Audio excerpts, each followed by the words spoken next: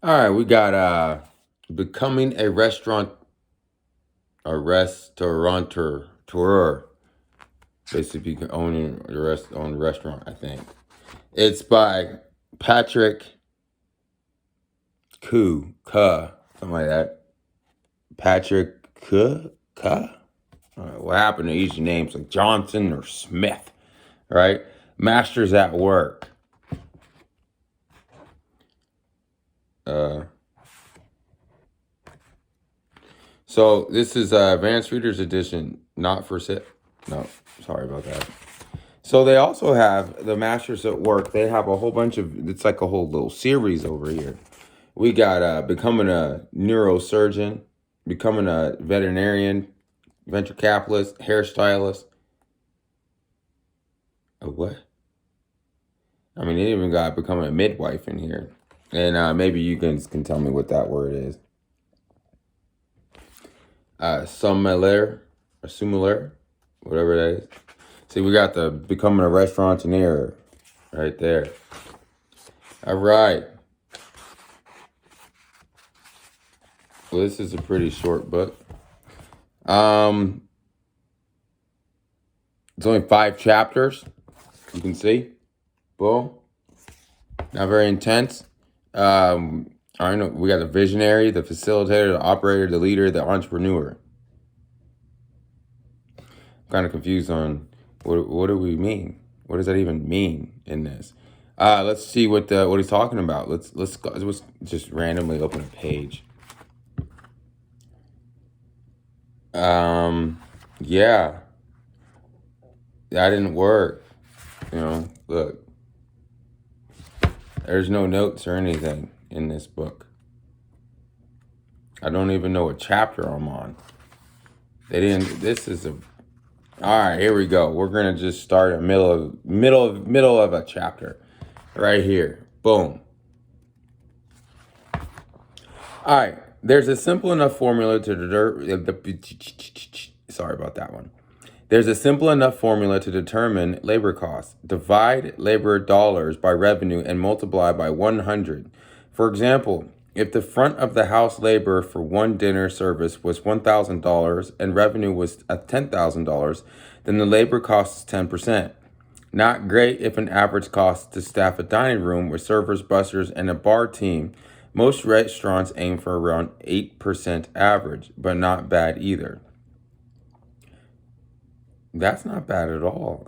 Well, you got to take in consideration your food and all that kind of stuff, but not bad either. Those interconnected numbers are a good way to look at the success of any food service operation. I'm literally just learned a whole bunch about that right then and there. If I ever honestly, I never even thought about that. But look at that. I'm very glad. Sorry. The 5 assistants in a totally empty new organic ice cream store are frantically waving at you to come in because the labor meter is whirling like a banshee spindle while the revenue one isn't moving at all, and they know it. On the other hand, that ill-fratted brunch where coffee finally arrived after you finish your waffle will have great labor numbers, but at the price of guest satisfaction. Oh, good. I guess we're reading a story from before because that didn't make any sense to me. I seen something that was. Let me see something. Let's see. I learned something already, so I'm happy. Da, da, da, da, da, da, da.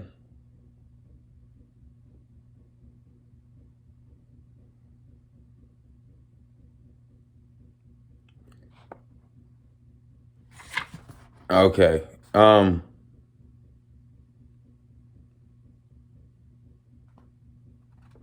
Wow. Look at this.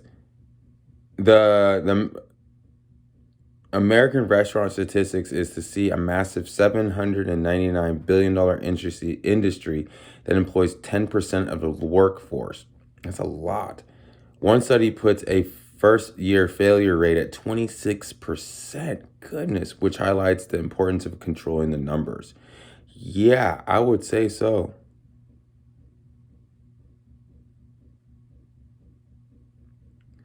That is a lot. 25% within, what is it, first year. So 25%. So that's wow. And restaurants are not cheap to open. That is extremely expensive. Let's see if we get another number. Let's see. Let's see if we get any more numbers. All right. Let's see. Da, da, da, da.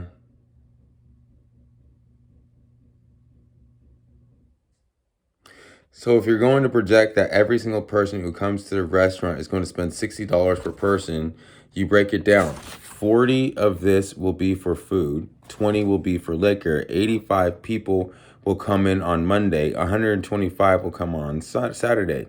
Luckily, she's not in the math game alone. A chef is as responsible as the person running the house for ensuring profitable numbers.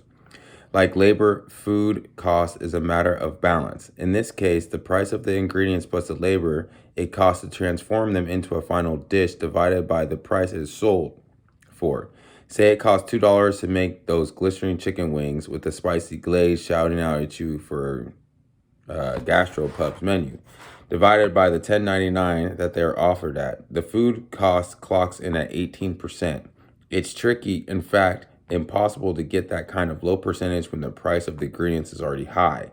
And so, though it's not quite an algorithm, there's an awful lot of counterbalancing forces that go into the final equation, and the restaurateur is constantly adjusting. Yeah, man. I mean, wow.